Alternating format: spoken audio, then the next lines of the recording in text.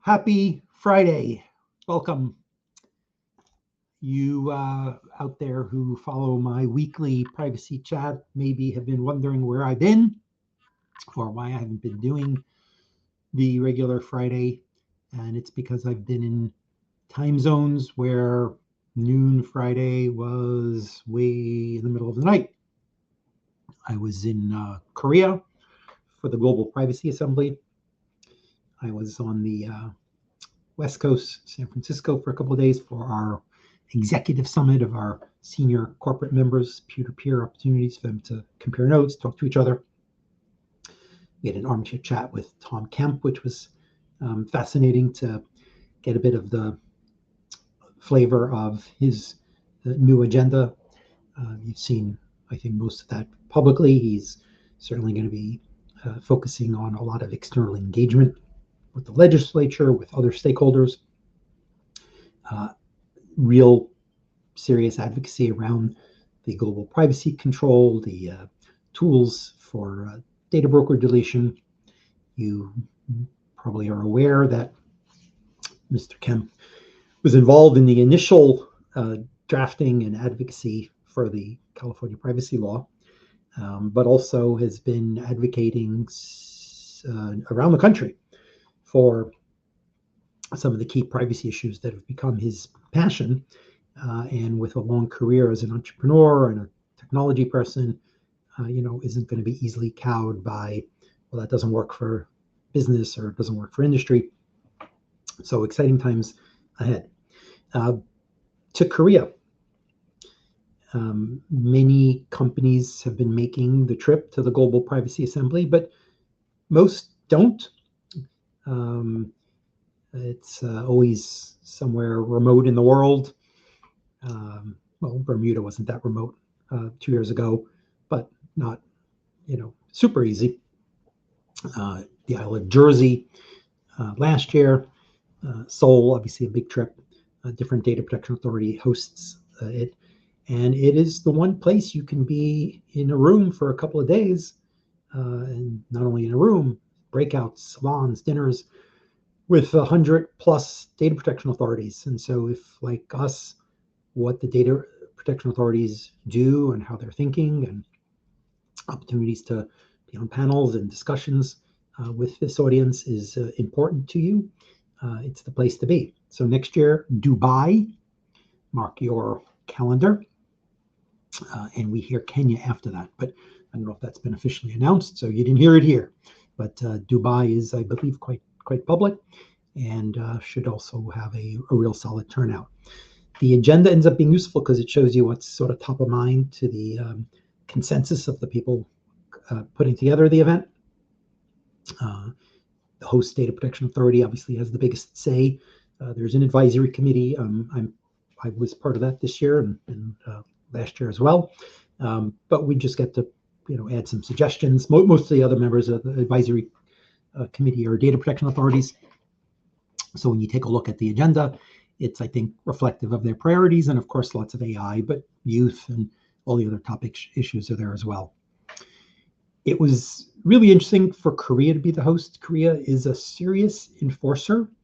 It has EU adequacy. It's got a significant law.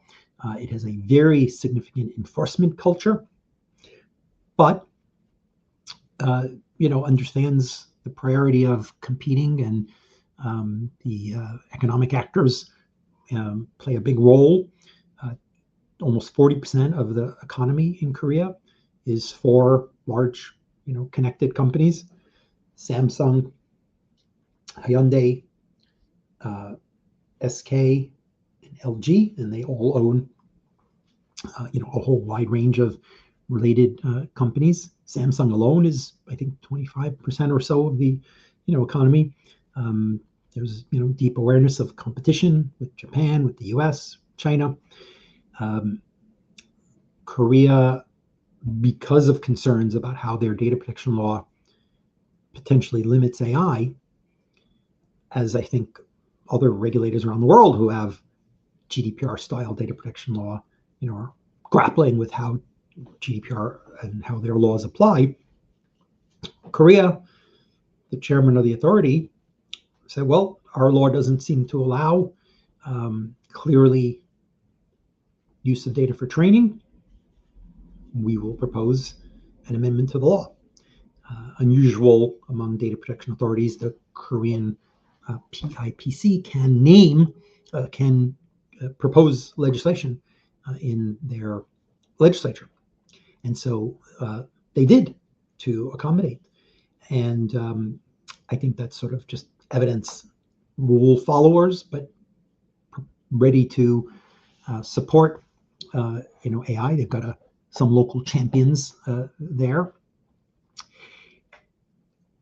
The Chairman Ko, came with a lot of expertise in AI as an academic working in the area, and he, I think, pulled off a tremendous event. And with this signature legislation, which is in process, I think really will have had quite a notable term. His term is up any day now. I don't remember the exact end date, but the government just did announce the new soon-to-be installed commissioner. She's got a lot of expertise and a lot of expertise in AI as well, but has notably been somebody vocal about the need for innovation and the benefits of data that can support society. Not something you always see in the background of data protection authorities, who sometimes look like consumer enforcers or civil liberties activists or the like. A lot of deep expertise, but a definite focus on innovation. And I think that's part of what we saw at the conference as a theme. I've never seen, in the many years I've been going to this conference, my first was in Venice in 2000. I was still at DoubleClick at that time. Chris Cooner, who was our outside counsel at the time, said, you ought to go and meet the regulators and hear what they're thinking about. I was one of very few corporate participants at the time. There were maybe 100, 120 people at the event. And, it's generally been a lot of gloom and doom. I mean, regulators concerned about abuses of data, and that's been the tone. And for many years, you didn't have a lot of corporate participation. And over the years, as it grew, it was largely big tech who had to show up because they were dealing with these regulators and enforcement all over the world. But it wasn't a place where there were a lot of positive views of what the benefits and utility of data was. It was lots of debates and concerns, and the best way to deal with the problems of ad tech, the problems of social media. Starting last year, dramatic difference.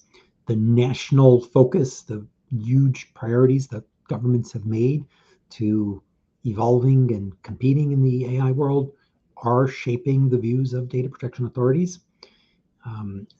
Last year at a dinner, I went around and asked people whether they had used AI, regulators, and whether they'd used it at the office. And all had used, and a few had used it at the office. This year, at one of the dinners we hosted, I went around and I said, share how you've personally used AI in a valuable way. And everyone had different stories, right? I mean, some critiques, some, exciting things that they had done, but everybody had a story to tell of how they had, done something for their family, for a kid, for something work-related. And it was clear that the authorities are coming to AI with a very different framing. I don't think much of the outside world fully appreciates how much AI regulation is data protection regulation. You still see a lot of debate about these, AI laws, but the reality is the data protection laws and the consumer protection laws are already shaping, restricting. My home state, Maryland, right outside DC where I live, has passed a law with a fairly strict data minimization element. You can't collect data without it being really directly for something that the consumer asked for. They didn't ask or clearly expects as a result of their transactions. Do consumers expect it? You use their data for AI training? Oh, I think they should.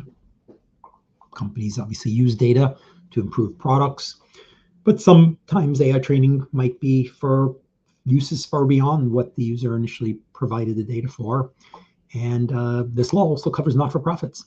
And it just went into effect October 1st.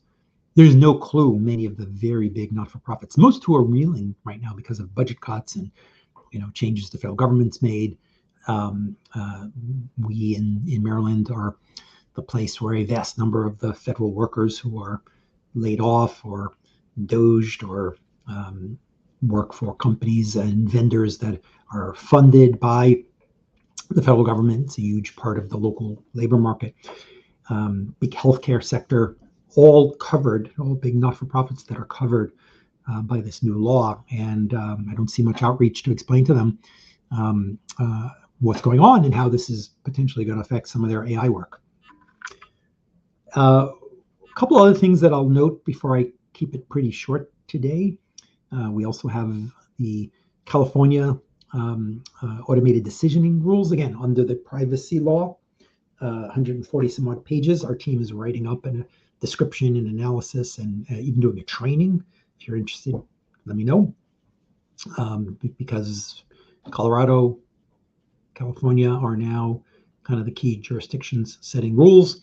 California also passed the first frontier model regulation, a bit lighter than the initial one that Newsom, the governor, had vetoed. And New York has got it on the governor's desk. Be interesting to see if those are brought into some conformity. There's room for chapter amendments. States obviously are seeing a lot of pushback from VCs, from companies against the rush to AI regulation. And we certainly think here that a national standard is better than many state ones, but we recognize the states do what states do, and hopefully they can be as informed in their work and coordinated and so forth. So take note, we are in that phase now with these laws coming into effect, these laws passing, these laws becoming final. The last thing I'll mention, 2 projects that we're working on. And again, be in touch if you're interested. Many of the new laws, age-appropriate design codes, COPPA 2.0, other proposals that seek to protect youth, focus on personalization, the concerns that personalization, whether it's